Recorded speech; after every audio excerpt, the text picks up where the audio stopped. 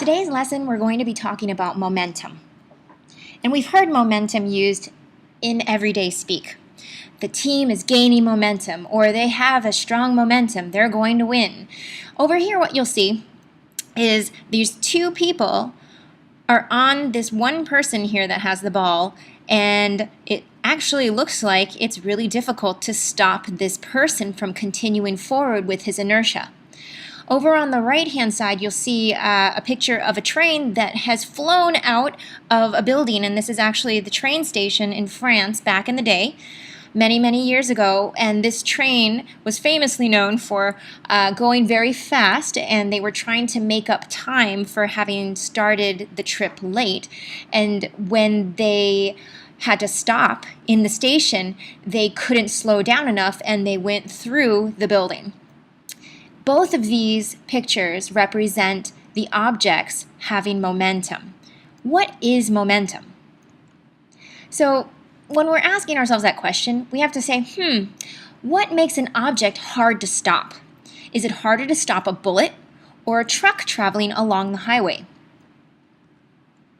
With a bullet, shown here going through the card, we know that bullets are very fast. The bullet is hard to stop because it is traveling so quickly.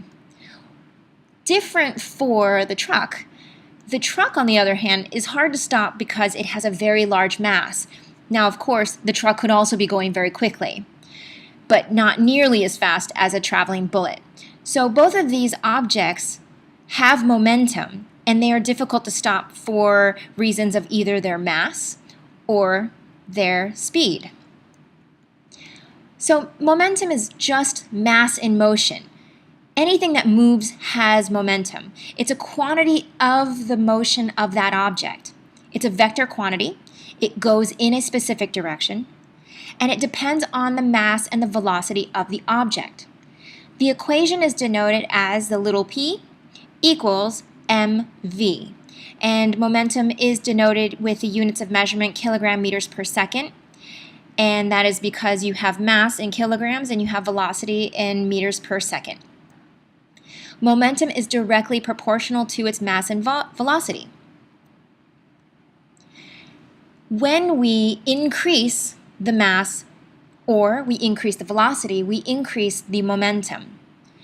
The less the mass, the less velocity, we decrease the momentum. So for example, let's look at this mathematically. If we have a bullet that is traveling twice as fast, it would have a higher momentum. So if we look at this, we see we have a bullet is about 0.005 kilograms, and we say it's traveling at 450 meters per second. We get a momentum of 2.25 kilograms meters per second. Versus if we doubled the speed, then the momentum would be about twice that much.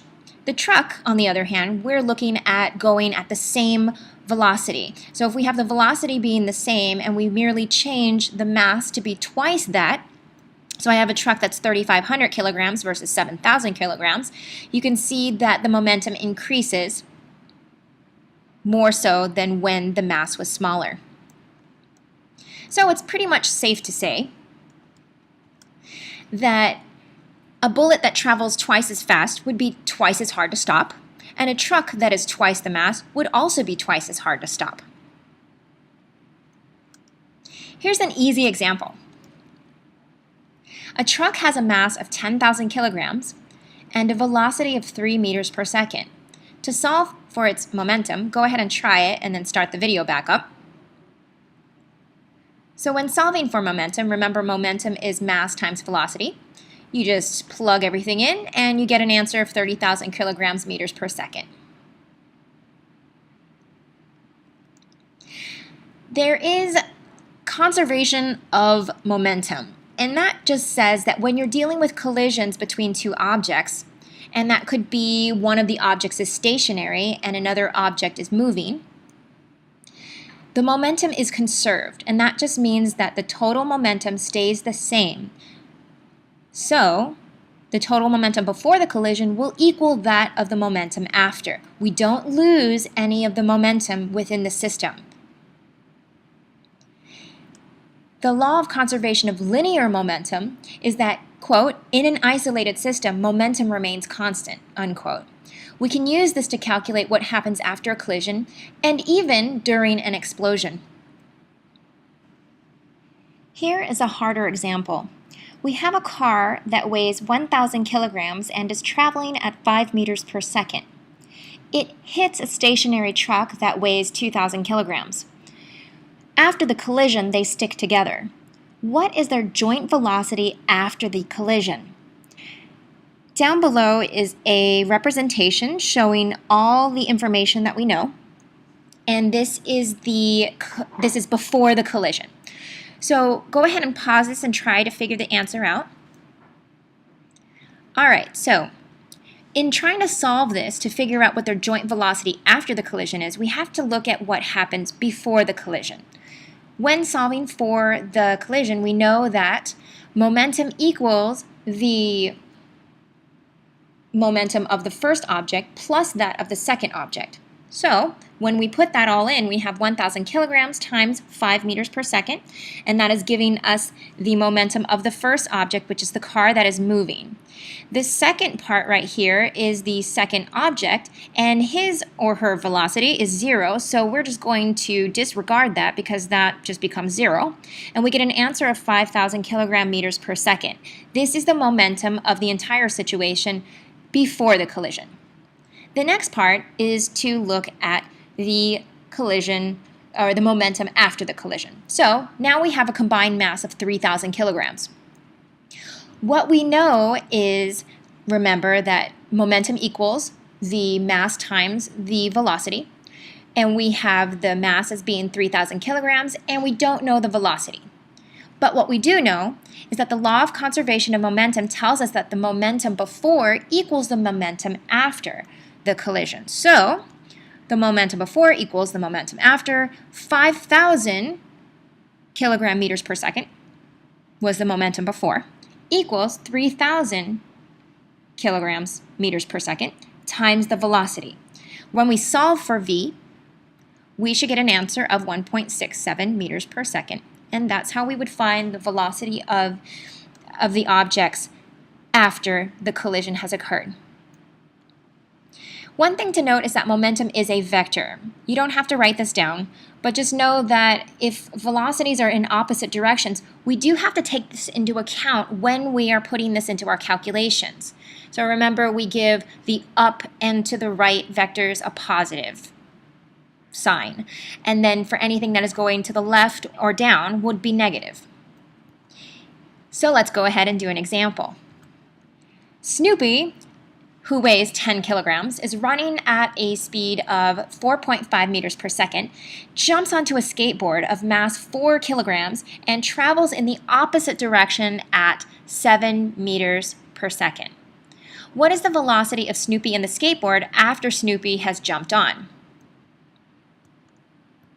Here's a picture of what we have. So we know that Snoopy weighs this much, he is going in this direction, and he is going to be jumping onto the skateboard, which then will, and actually this is already traveling in the opposite direction, so let's go ahead and just put a negative there because it is going in the opposite direction of Snoopy.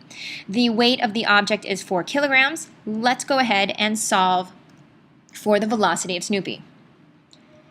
Now, one thing we do have to remember is we're going to be solving for the momentum before the collision and after the interaction between the skateboard and Snoopy. So, in order to solve for this, we know that Snoopy's momentum plus the skateboard's momentum would equal a positive 17, and that is kilogram meters per second. To solve for the momentum after, we know that the skateboard and Snoopy are together. So the two objects are connected, and we just have to weigh both of the items. So we know that that is 14 kilograms. Times velocity would give us the momentum of both Snoopy and the skateboard. Before and after equals each other, right? So we know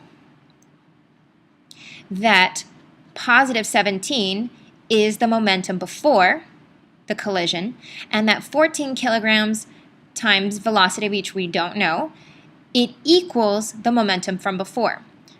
we can solve for velocity, and when we do that, we get 1.21 meters per second. The positive sign, or the lack of the negative, tells us that the velocity is from left to right. So, Snoopy would be experiencing a velocity of 1.21 meters per second to the right. All right, thanks for watching, and see you in class.